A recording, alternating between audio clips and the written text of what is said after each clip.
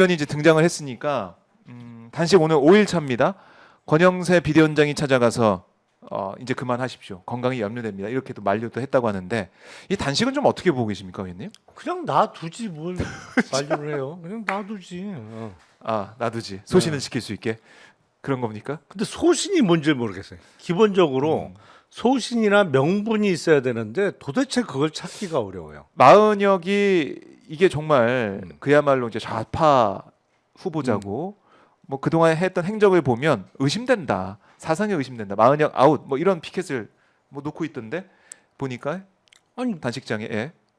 야당 추천목이잖아요. 야당 추천목. 야당 추천목인데 그거를 여당 마음대로 할 수는 없는 거고. 네. 그리고 헌재에서 결정을 이미 했는데 박수영 의원이 뭐라고 자기가 임명하면 안 된다고 하면 임명을 안 해야 돼요? 아, 그러니까 명분도 없고 도대체 전 이해가 안 돼요. 이해가 안 된다. 아니 그리고 한때 뭐 신윤이라고 그렇게 호가호위하면서 떵떵거리고 부산 폼 잡고 다니더니 이제 남부채선 권력 금단 현상으로 인한 뭐가 왔나 뭐 뜬금없이 단식을 한다고 하고 뜬금이 없다. 네. 실내에서 단식하는 것도 저도 참 좀 저는 처음 본 것 같습니다. 노텐돌 1층에서. 아니 그리고 제가 보면 예. 바보들이에요. 바보들이다. 네, 왜요, 바보들이에요. 자 마은혁 재판관을 지금 후보자를 임명 예. 안 하고 있잖아요. 안 하고 있죠. 근데 다음 달에 문영배 이미선 재판관이 임기가 만료돼서 퇴직합니다. 4월에. 그러면 사실은 그 전에 누군가 후보를 지명해서 청문회도 하고 2명을 임명을 해야 헌법재판소가 이 빈틈없이 돌아갈 수 있죠. 그렇죠. 그러니까 지금 마은혁 후보자 임명 안 한 상태에서 두 사람의 임기까지 종료되면 6명밖에 안 남는 거고 사실은 어떠한 결정을 하기가 어려운 상태가 될 수밖에 없어요. 심리는 하지만은 결정을 네. 못 내린 상황. 근데 4월 18일까지는 대선이 실시가 될 수가 없잖아요, 기본적으로. 스케줄상. 네. 그러면 권한 대행 체제에서 임명 절차가 진행될 수도 있는데 저라면 만약에 제가 국민의힘에서 뭐 전략 기획을 담당을 한다면 네. 마은혁 후보자 얼른 임명하고 헌법재판소에 이게 기능상 차질이 있으면 안 되죠. 결혼이 있으면 안 되죠. 그리고 문영배 이미선 재판관 후임도 얼른 지명해 갖고 임명하겠어요. 그러면 1명 주고 2명 자기네 사람 꽂는 건데 그게 이득 아니에요? 그렇네. 근데 그거보다는 어떻게 보면 이런 생각도 하는 것 같아요. 네. 8명이니까 5대 3으로 기각이 나올 거다. 택도 없는 소리. 그러니까 머리가 바보라고 제가 하는 거죠. 그 가능한 거를 좀 기대치로 놓고 해야지. 택도 없는 소리. 마흔역 가면 6대 3으로 될까봐 좀 걱정된다는 거예요. 저쪽 사람들은. 아니 근데 이런 식으로 진행되면 예. 마은혁 후보자 임명 안 해놓고 두 사람 임명할 수가 없잖아요. 기본적으로. 그렇지. 예? 그러면 3명 다 공석으로 하다가 5월에 대선 치러. 그럼 대선에서 승리한 쪽에 고스란히 다 넘어가는 거예요. 그렇네. 3명이 예. 물론 헌법재판관도 6년 임기가 있기 때문에 네. 이번에 뽑히는 대통령이 최근에 임명된 조한창하고 정계선 예. 재판관 빼고는 임기가 다 도래할 예, 겁니다. 그렇긴 하지만 그래도 지금 얼른 해놓으면 2명은 자기 사람 임명할 수가 있고 예. 그 사람은 이번에 뽑히는 대통령보다 임기가 더 길잖아요. 헌법재판관은 6년 임기이기 때문에. 그렇네요. 야, 이거 거의 뭐 청기누설급인데. 아니, 이거 알려주면 안 되겠네, 국민의힘에. 어떻게 머리가 안 돌아가도 저렇게 안 돌아가지? 김용남 전 너무 답답해하신다. 브레인이 없나 지금 국민의힘에서 전략 자산이 없는 건가 아니면 진짜 이게 마비가 돼서 그야말로 극우의 이제 논리와 그런 주장의 경도가 좀 달가지고. 아니 그러니까 망하죠. 저렇게 망조가 들지. 망조가 머리 들었다. 나쁘니까. 예, 그런 상황들. 자, 이 방송 보면 안 되는데 국민의힘에서. 근데 걱정입니다. 지금까지 하던 게 있어서 관성이 그러니까, 있어서 갑자기 뭐 임명하고 그거 안 되겠죠. 또. 다음 달에 2명도 또 임명할게요. 이거 못 해요. 그러면 관성이 있어서. 안 되죠.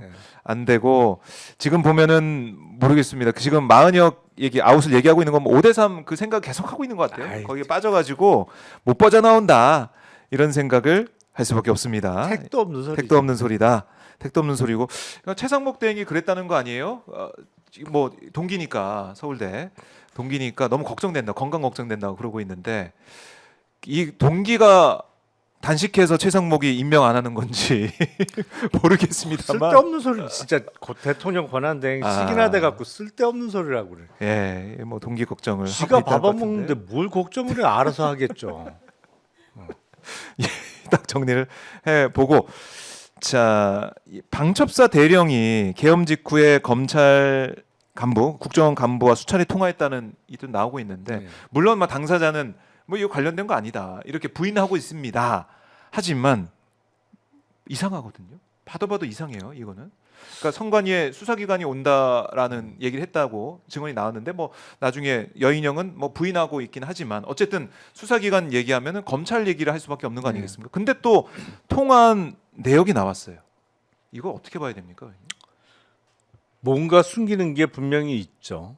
그러니까 일단 검찰. 김성훈 경호차장에 대한 영장을 계속 기각하는 게 저게 도통 네. 이해도 안 되지만 있을 수가 없는 일이거든요. 근데 왜 저럴까? 네. 그건 이유가 있는 거죠. 아하. 그러니까 반드시 뭘 막아야 되는, 네. 숨겨야 되는 게 있는 거고 저는 그 차원에서 방첩사 대령의 진술을 통해서도 역시 뭐가 있다. 그렇네요. 그러니까 지금 수사를 받아야 될 사람이 수사 지휘를 하고 있다고 볼 수 있는 거 아니냐라는 생각이 들어요. 그러니까 검찰 뭐 이게 명태균 사건도 그렇고 일선 검사들은 정말 열심히 하려고 노력을 한 흔적이 보이고 그런데 이게 어디선가 막혔고 그 이후에 계엄까지 내란까지 이어지게 된 걸로 흘러온 거고 이것도 보면은 선관위에 이제 출동을 뭐 민주당에서는 뭐 출동했다라는 제보 받았다고 했는데 뭐 또 검찰에서는 부인하고 있고 어쨌든 모르겠습니다. 근데 전화를 했다는 건 사실로 이제 확인하는 거죠. 평소에 방첩사 대령하고 네. 검찰 쪽에 누구하고 통할 일이 뭐가 있을까요? 그러니까요. 그 방첩사에서 음. 글쎄 간첩 수사를 네. 했다. 음. 그래서 잡았다. 네. 그래서 곧 송치할 예정이다. 음. 이 정도면 통할 일이 있겠죠. 근데 그거 아니고선 통할 일이 없죠. 네. 그러니까 지금 이 방첩사의 이 송모 대령이 장성우 방첩사 1처장으로부터 계엄 당시에 중앙선관위 서버를 확보하라는 지시를 받으면서 검찰, 국정원 등 전문가 그룹이 올 거다 얘기를 들었다고 검찰이 진술했는데 실제 방첩사 간부와 검찰 관계자, 국정원 관계자 사이 통화가 계엄 이후 이틀 동안 이어졌다. 그래서 선관위 서버 확보와 계엄 이후 말맞추기 등의 대화가 이루어진 게 아니냐. 의심이 이제 당연히 나오는 거고 김성훈 차장에 대한 구속영장을 계속 기각하고 막 반려하고 이런 모습이 세 차례나 이어지다 보니까 이것도 이상하고 비 아픈 얘기가 당장 떠오르는 것이고 그건 있을 수 없는 일을 지금 하고 있는 거예요. 이게 검찰을 이렇게 놔둘 수가 없는 거예요. 제가 봐서도. 그건 분명히 잘못하고 있는 겁니다. 검찰이 과연 내란 때 무엇을 했을 것인가? 또 김용현 전 장관이 검찰에 나오는 과정에서 누구와 어떻게 소통을 했던 것인가? 이거 밝혀져야 됩니다. 그래서 특검을 해야 되는 건데 최상목이 딱 지금 버티고 있다 보니까 특검도 안 되고 다 미루고 있는 것 같아요. 다 서로 폭탄 네. 돌리게 하면서 최상목 권한대행은 한덕수 총리가 복귀해서 한덕수 총리가 결정하겠지 뭐 그러고 아니 난 몰라. 나는 난 손 안 댈래 뭐 이러고 네. 있는 거 아닌가 싶어요. 그래요. 그냥 국민들의 이 고통과 분노만 지금 커져가고 있고 여기에 대해서 우리 계속해서 특검 얘기를 할 수밖에 없습니다. 자 속보가 지금 들어왔는데요. 포천 한미연합훈련 중에 포탄이 떨어져서 4명이 부상당했다. 지금 속보가 들어왔습니다. 민가 두 채의 포탄이 떨어졌다고 그래요. 포천 노곡리 민가 두 채의 포탄이 떨어져서 4명이 부상됐다는 속보가 들어왔는데 한미 연합훈련 중에 포탄 떨어진 걸로 추정이 되고 있고요. 추가 피해를 또 확인하고 있습니다. 자, 지금 여기에는 3명 부상인데 YTN의 속보에 따르면은 4명 부상으로 지금 나오고 있네요. 10시 48분에 들어온 속보입니다. 걱정되네요. 그러게요. 걱정되는 이런 상황인데 참 이러다 보니까 여기저기서 사고가 발생하고 그러니까요. 있어서는 안 되는 일이 벌어지는 거 보니까 이 국정이 또 불안해서 이러는 것인가라는 생각이 드는 것이죠. 사실은 그렇죠. 네. 지금.